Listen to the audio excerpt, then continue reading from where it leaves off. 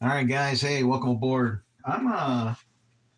This is just a little podcast. I'm just working. I decided while I'm working, I can whistle at the same time, and who knows what kind of stuff the Lord can make happen, right? So,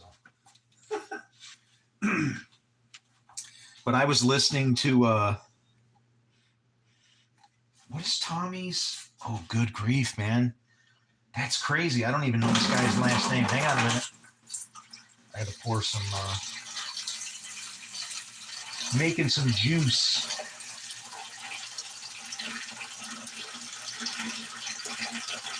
Plant food.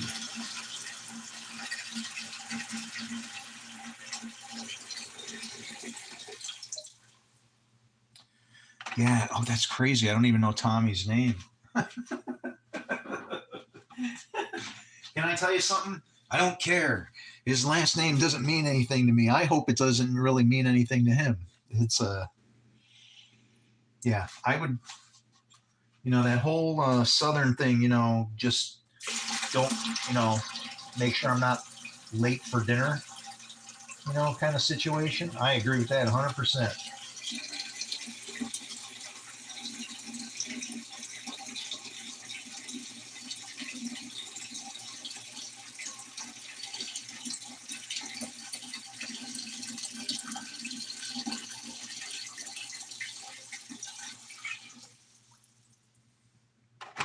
Fun. Fun. Wow.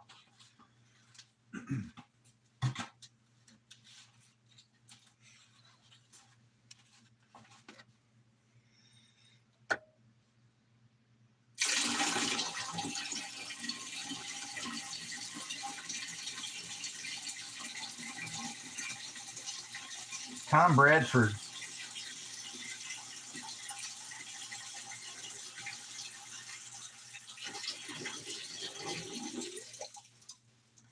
I had to replay one of his videos in my head where it speaks in the beginning of the video. These are the teachings of, Bible teaching, Torah Bible teacher, Tom Bradford. Yeah, Tom Bradford. Welcome to Torah class.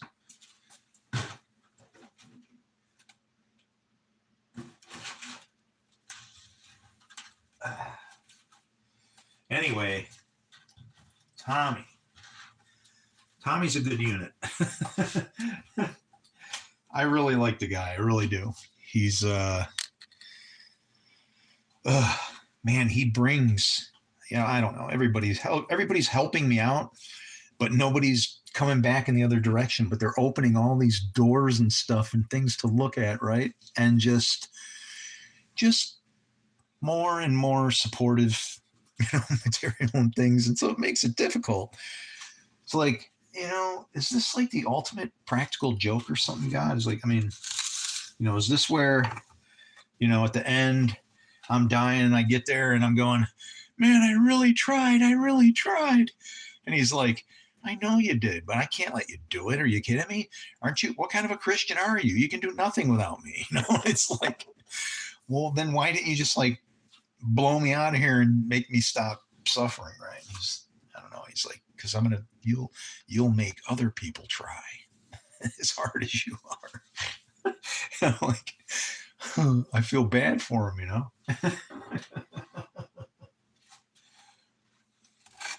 All right, who do we got here? There's our.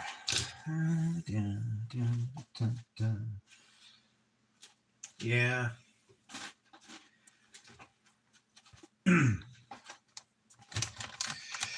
But he's talking about some Hebrew words. Okay. But he was describing Ezekiel's temple. And saying that some people think it's allegorical or something, right? And I mean, I can grab that and run with that a million miles an hour, because when I hear the description of the dimensions of things, and I just want to be fair and honest. There are indeed times where I will hear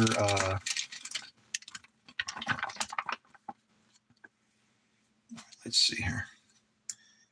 You gotta give me a second because I'm getting technical, so I can't screw this up.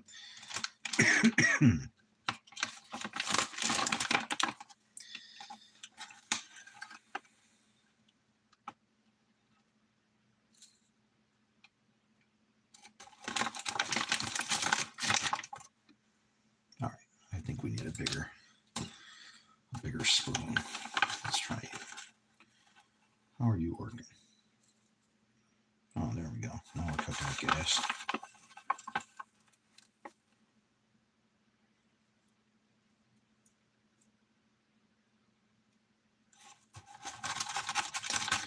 But Tom Bradford, he's talking about the temple, and I was like, where is that temple, right? And he said something that just like blew me out of the water, and it will for you too.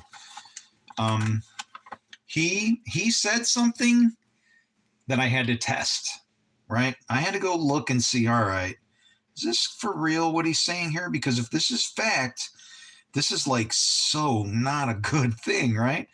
Well, here's what he said. He basically said, all right,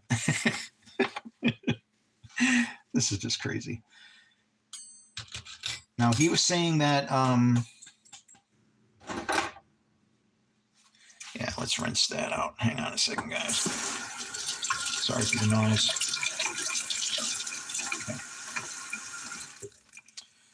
Okay. He was saying that if you look at the Bible translations, okay, like, say the King James or whatever, that these Bibles have twisted the interpretations so that they are geared to make the final temple spiritual or allegorical or something like that, as in to kind of hide Ezekiel's temple from us, right? And I'm thinking to myself, going, I don't know, man. Would they really, is that really possible? Would they do that? And so,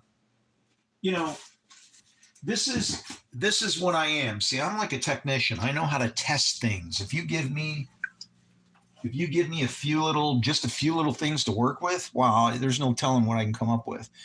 But just by hearing Tom say, that these guys have done that, how would you test it? What would you do to go about, what would you do to go about trying to test it out, right? I don't know about you, but to me, look at their roadmap, right? Where are they trying to lead you to? What are they trying to lead you to? Where are they trying to take you? And what did I find out? Well, or I better off, I guess I should say, what was the route I took? Like, how am I gonna investigate this and see, well, you know what I did? Look at their roadmap. What's their roadmap? Where do they tell you to look in the Bible for all the words that they have, the concordance? I already noticed that David Jeremiah's study Bible for the New King James, I noticed that he had all these 2 Samuel references for a certain word. And I'm like, well, wait a minute. It definitely shows up in 1 Samuel. It's like, why didn't he go in there, right? And so there's more trouble and stuff going on than I want to admit, man. I can't believe some of the things I've heard and can actually verify, right? Like, let's say, for instance, they have actually excluded a word from, that's in the Hebrew scriptures. It's not translated. And the word itself is et, or it's pronounced et. But the word itself is like a ghost in the scriptures. It appears around people's names and it just plugs itself in. It's kind of like, I don't know. It's like they looked at it and said, well, we don't know what to do with this. Just don't even translate it. Don't worry about it. But that word is composed of the first letter of the Hebrew alphabet and the last. It's the first and the last. How in the I don't even want to say, that's kind of, maybe it's wrong to say that in the same sentence, but it's like, how is it that somebody could not translate that, question that, wonder why it's over here but not here, over there. Wow, man, I can't wait. I can't wait to be able to go after that one, because that one should be a good one. There is, if you're into that kind of thing, you know, where you're like researching and finding out how much trouble we're in because of our misinterpretations and so on. And what I would recommend is there's a channel that I found recently. And again, I don't judge people if their beliefs are a little bit different than mine. They believe in the rapture or, you know, whatever. It's like we're all trying to figure this God thing out. And I think we should just stop fighting about it. But this gentleman, his channel is called Now I Know. Okay. If you go there, he finds all kinds of crazy stuff. And I'm glad that the one I needed to see from him was that et. Okay. The one about the missing or not translated Hebrew word, right?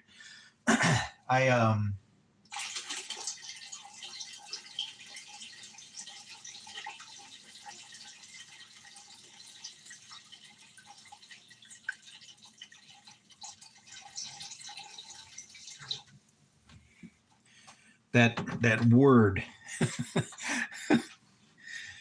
Oh man. And it's like everywhere. It's actually right up in front in when it describes the heavens and the earth. It's like plugged into those words, like as to say, hey, there's something special going on, first, last, something going on, right? I want to investigate and see, because there's some things that I know in scripture that I've found that I've come to realize the certain things, and then what happens is then I stumble across proof to vindicate it or verify it, right? Like I've resolved God of gods. So then I thought about, the idea of Dagon laying down before the ark. And so then it occurred to me, it was kind of like, well, wait a minute, you know what? He would have been worshiping then, right? And so then what happens?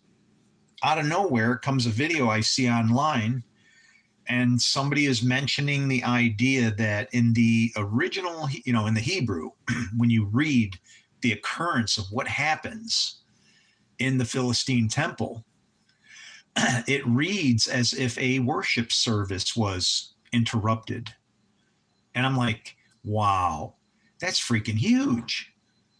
That's huge. Dagon was literally laying down before the God of all gods,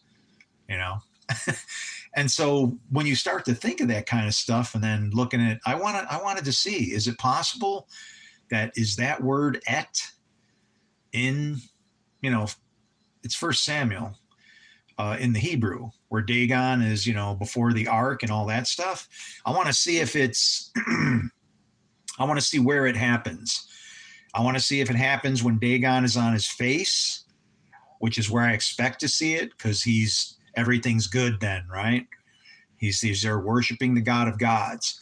But I would expect that in the second occurrence, where they stood him up and then he was toppled over with his head, hands broken off, and his feet at the threshold, I want to say that time will be when the Lord is not there. If it's reversed, then what we got to understand is wherever that et thing is, it's referring to some kind of a judgment.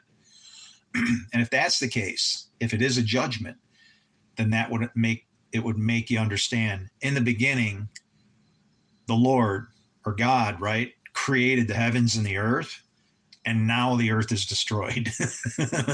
And it's like to say, when the Lord shows up, or the Lord's day, that's not a happy time. And so that would make more sense then with all the prophecies that, everybody said the Lord's day was a rough day, Amos especially, right? So, all right, let me measure out something else over here. Let's see. Let's get some beans. All right, guys. Careful now. Oh man, this shit is getting dangerous.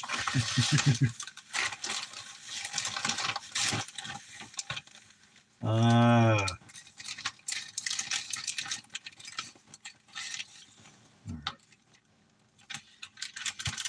And this was another. Oh yeah, that's right. Okay.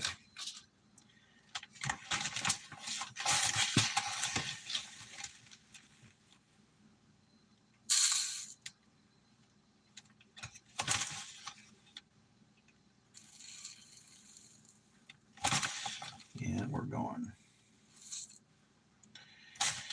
Da, da, da, da, da. Yeah. Oh, baby. Oh, look at that.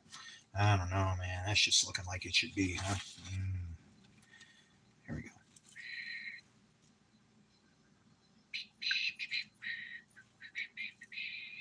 There we are.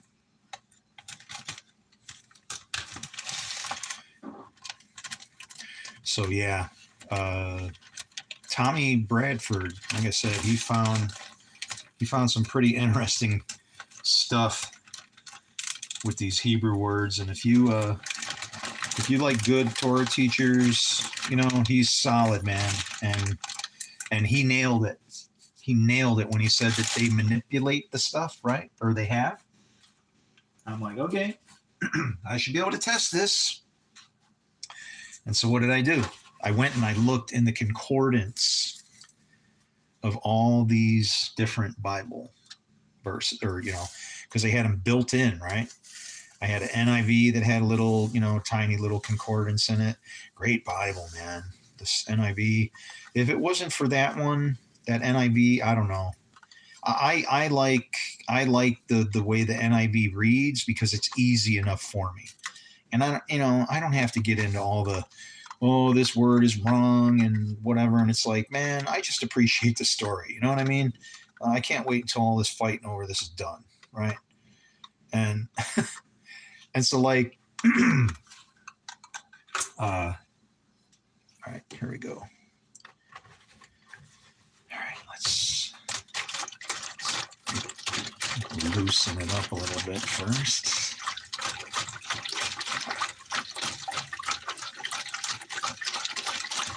I need one of those little spinny things, like you have in a lab. Wow, that would be cool. Boy, all the junk I could spend money on.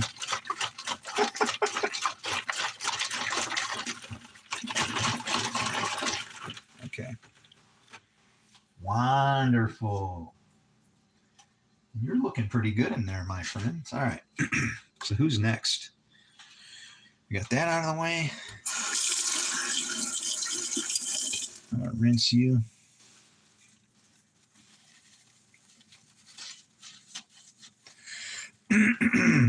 When Tommy started describing that temple, I was like just blown away, man. I couldn't believe it. Or not Tommy, Ezekiel. I'm reading it and I'm going, this is a person. This is talking about a person.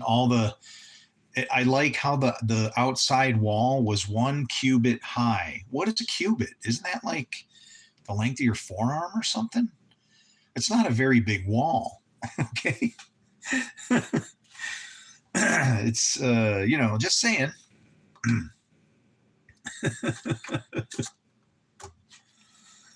All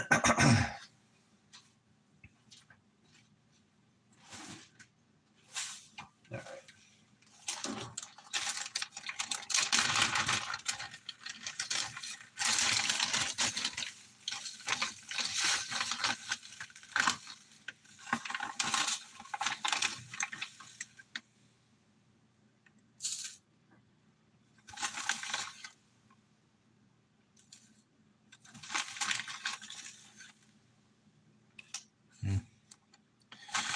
Tell you what,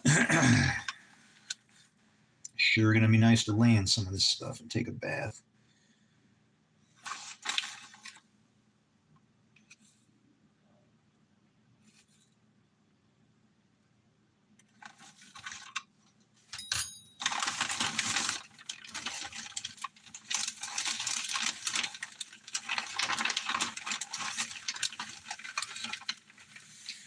Wow, that was interesting find.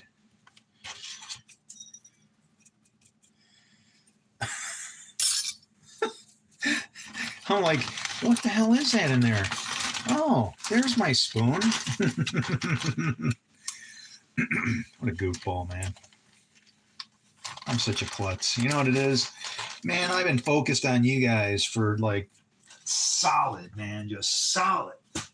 And you know what? I'm going to have to break it off or something. I don't know. It's like I can't keep going at this pace. Where in the hell are all the people that are supposed to be helping me out, man? I don't get it.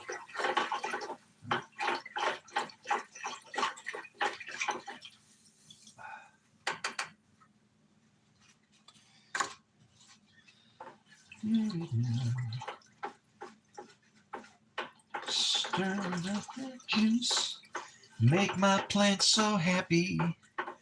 Leaves of green and lettuce sweet, so crisp and so snappy.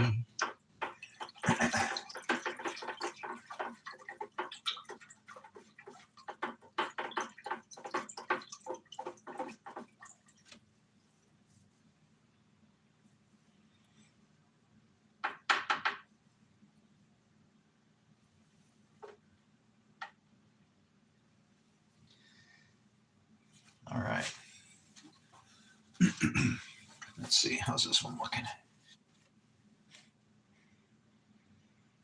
That one's good. Here we go.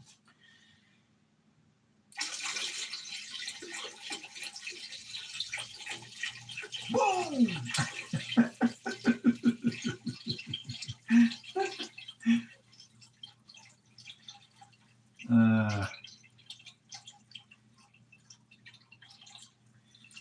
Yeah, no. Certain ratios are illegal. You don't do that. it can get too exciting, and they're stupid, man. It's like you know what? Sorry, you're gonna have to make it as a whole gallon and find room to set the gallon somewhere instead of the, I don't know. What the hell would it be? Thimble, pint, you know? I mean, it's like, come on.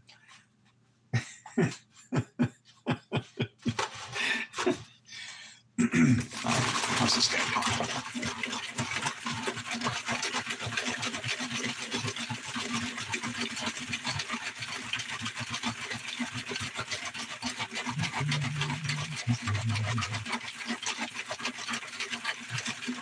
Better to shake it here than somewhere else.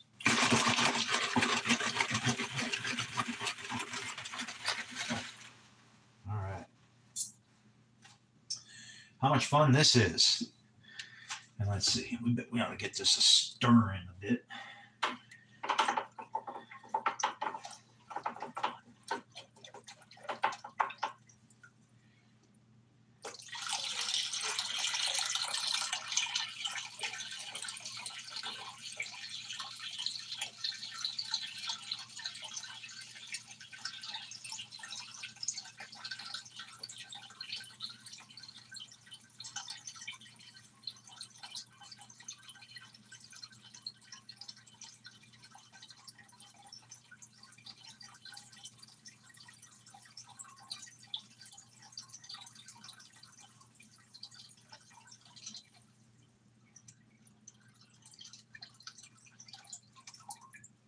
Beauty.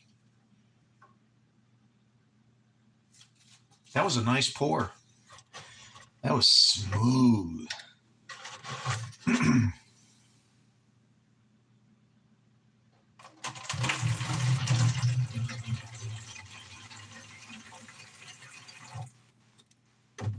Always good to do a water rinse on your jugs.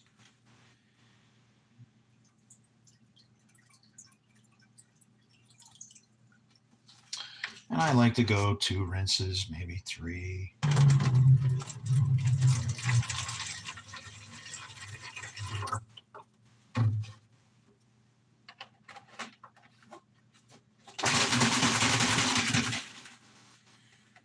I'm thorough like that.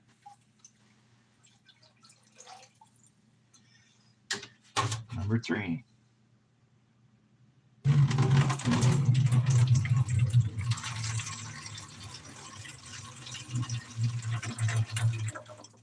Well, I could have done 4, huh?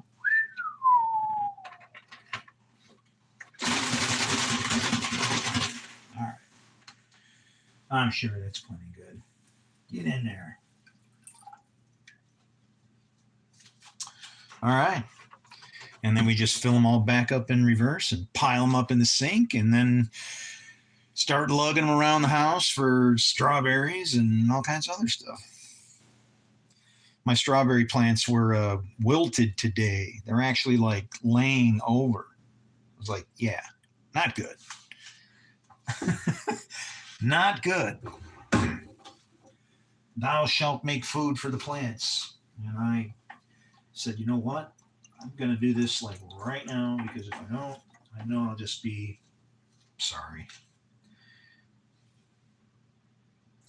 My poor little plants, they never hurt anybody. They've been good from the start.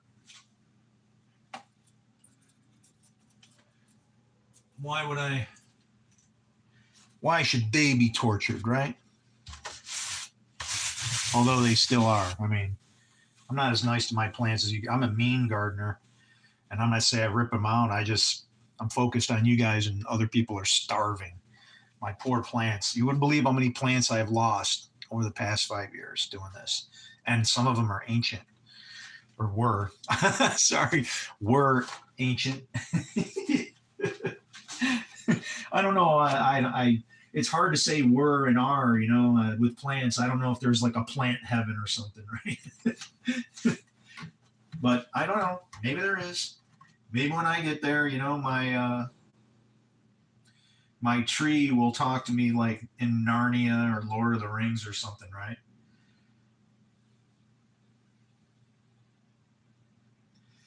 I mean, that's the crazy thing that a lot of people don't realize is those guys were Christians, man, that wrote those books.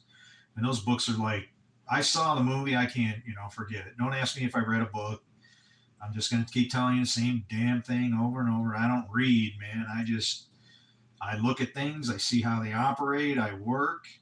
I appreciate books. When you need an answer or something, it's nice that it's there. And what I have discovered, the most amazing thing, guess what?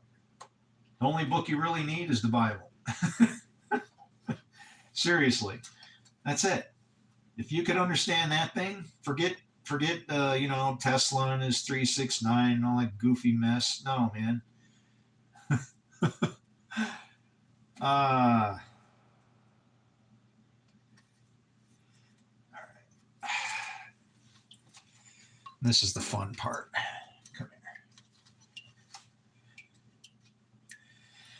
I want to make a mess, right? So you got 5-gallon bucket, and then you're doing some ambidextrous bottle moving stuff with hanging onto a cup to catch drips while you're moving it from the 5-gallon bucket to the sink where they can then be rinsed off. All right, everybody's looking good. No drips, no mess. We're doing great.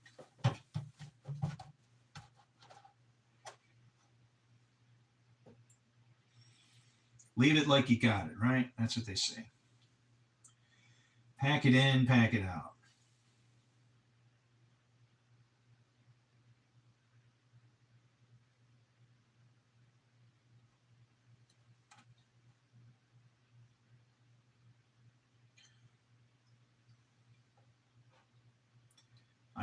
If you're wondering what I'm doing, I'm submerging jugs into the 5-gallon bucket and evacuating 1 gallon at a time.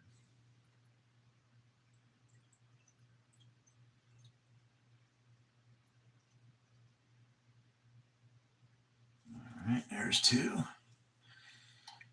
And little caparoni. Swing them around for the drip drip. And then come up underneath them. Catch all the little drips while you walk them over to the sink.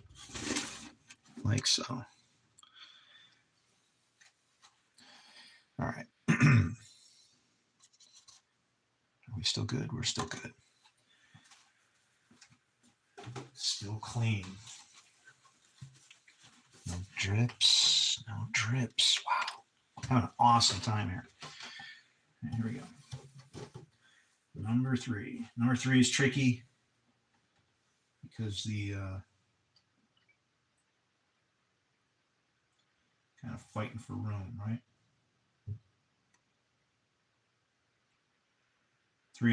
4 and 5, you are manual. You're scooping and pouring. You ain't got no choice. Unless you got a pump. I do have a pump, and I could actually siphon if I really wanted to. But siphoning can lead to a mess because then you got, let's see, that's interesting. I could probably siphon from right off the thing here, but yeah. That's too wussy. It's like it ain't hurting you. Just get your hands in there. It ain't going to hurt anything. All right. Where is the cap? Where did I put you? Oh, there you are.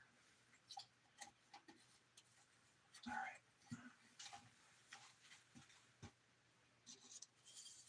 All right. There's 3. Okay. And 4 and 5. Like I said, we got to fill these up by scooping. That's okay. So let's get there. Make sure the jugs don't got fuzz and dirt on them because you're going to dunk them right in. Okay. There we go.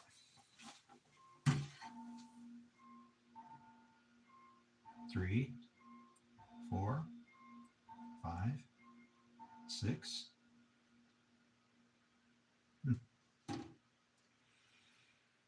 You know what? I never wound. What didn't I wind yesterday? Yeah, hang on a minute. I got to go visit that clock for a second. Let me rinse my hand off here.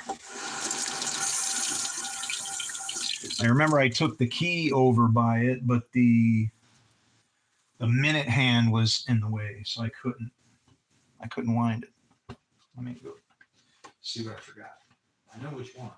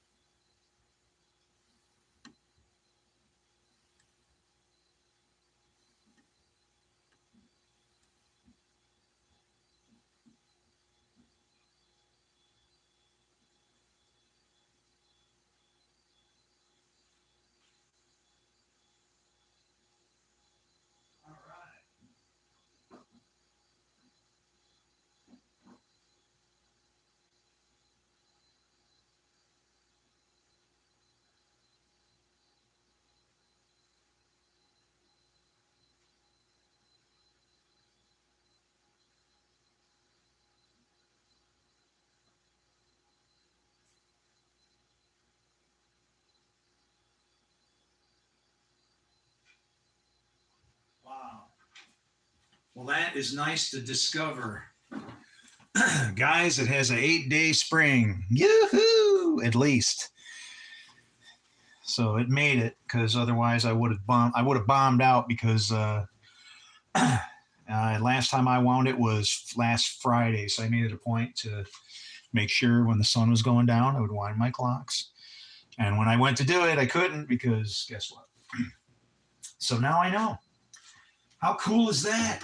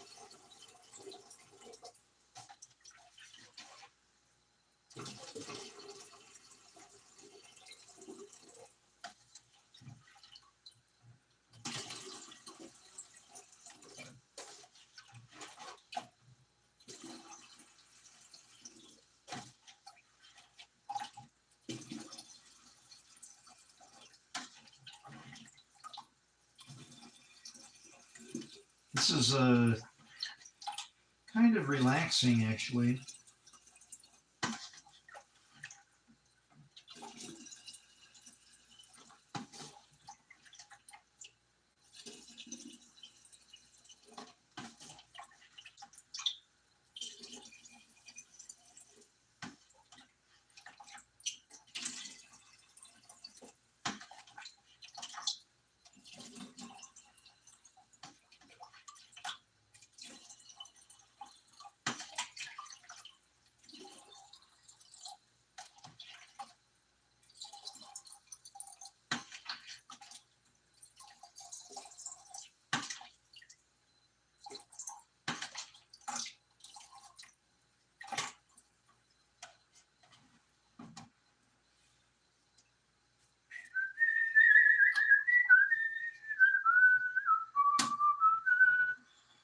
This is very relaxing, man. All right. Last one. Get in there. All right. Everybody happy? No trips? No trips. Wow. A clean run. Okay. Now let's clean these puppies up. They obviously were dipped in the, so I wash the outside of the jug after I've dunked them in the juice, you know, so I don't have stuff tracking around, leaching here, piling up there. Yeah, it's like whatever you intend to do something with, use it all. Make sure you leave allowance for when things go south, right? All right. In case you made a mistake, don't leave so many tracks. And I don't mean like hide.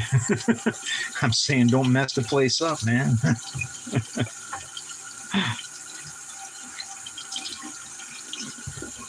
Like in a weird way, I see what happened to Enoch as being like a beautiful thing. He was translated. He didn't exist anymore because like God said, no, man, you're part of the story now. You're translated. You know, you go right here.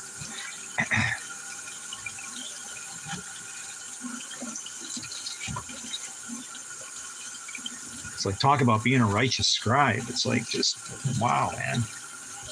And I get it. You know, as a right, I mean, who did Jesus say to listen to?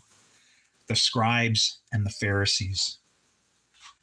Both the scribes and the Pharisees. Kind of messes you up, right? I mean, hey, bottom line, Jesus was Jewish.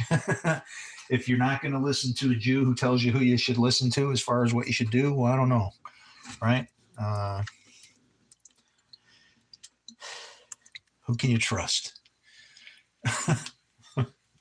Who can I trust then, right? If I can't trust my favorite Jew, Jesus, then what the hell who can I trust, you know? So there you go. All right. He never hurt anybody. Not a soul.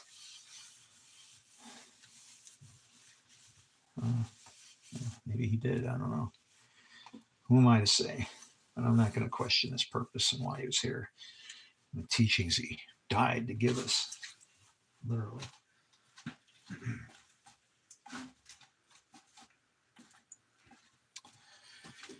All right, so now we're drying milk jugs. You know,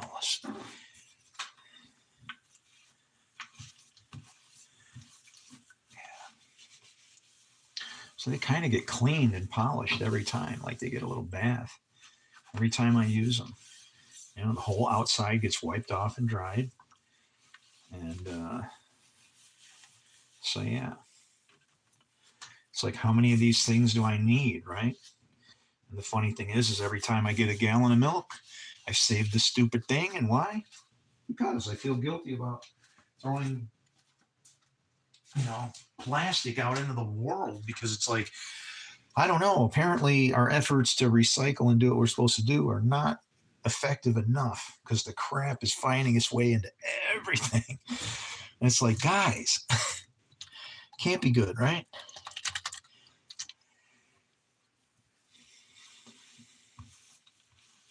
I don't know.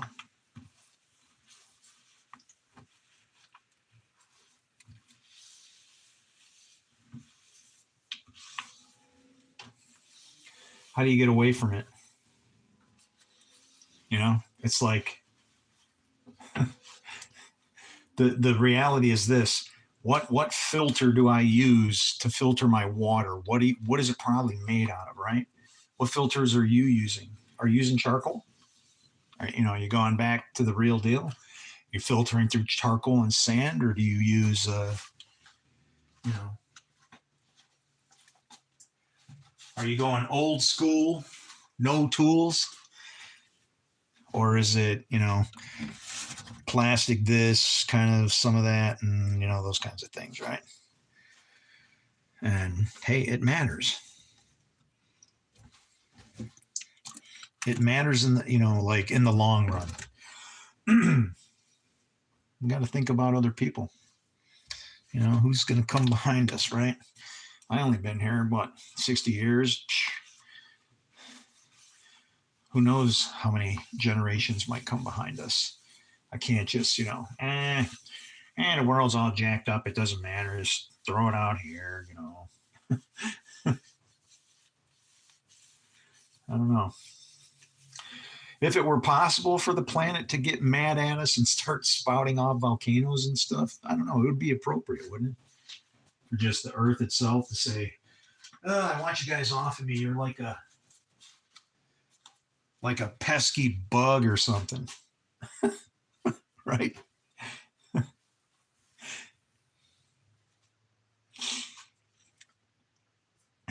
And you just keep doing what you do. All right. We got one more. This one is always the toughest one because it's the last one. And you're scooping to the end. Here we go.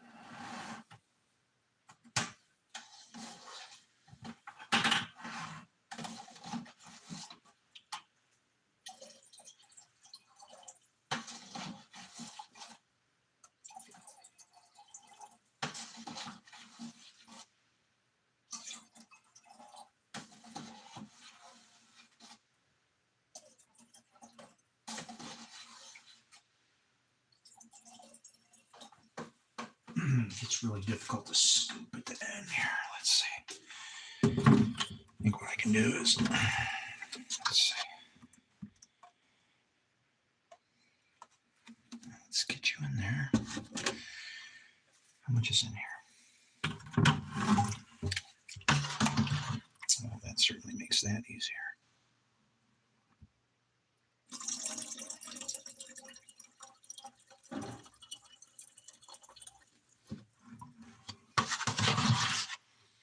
I feel like a teenager refilling the refilling dad's whiskey bottles or something, right? I got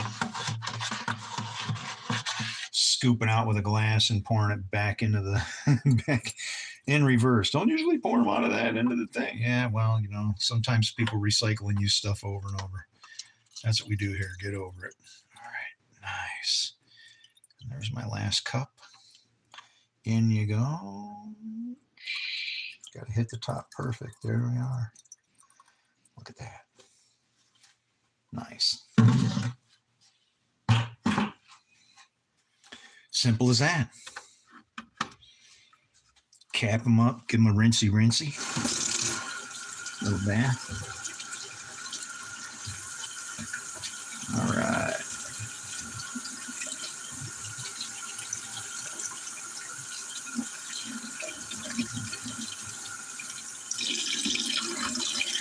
I got somebody that's going to appreciate you right now. I'm going to run him up there.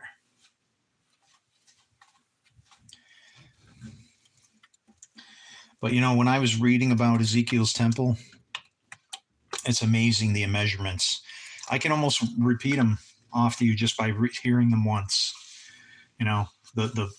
The wall is measured like 1 rod high, and then as you start going into the place, it's like everything's 1 cubit here, 1 cubit here. But then you get to the first section where the wings are, or the side guys there, and you got like 3 on each side, right? And it's like, oh, okay, I see what's happening here. And then you get a little deeper in there, and now you get 6 on each side, and it's just crazy the way I don't know. It sounds like you're describing a person, with 2 different sides to them. And I don't know, maybe the spiritual battle that comes along with it, right? We're kind of messed up, but I'm going to get out of here. I love you guys. You have a blessed day. Shalom. Shalom.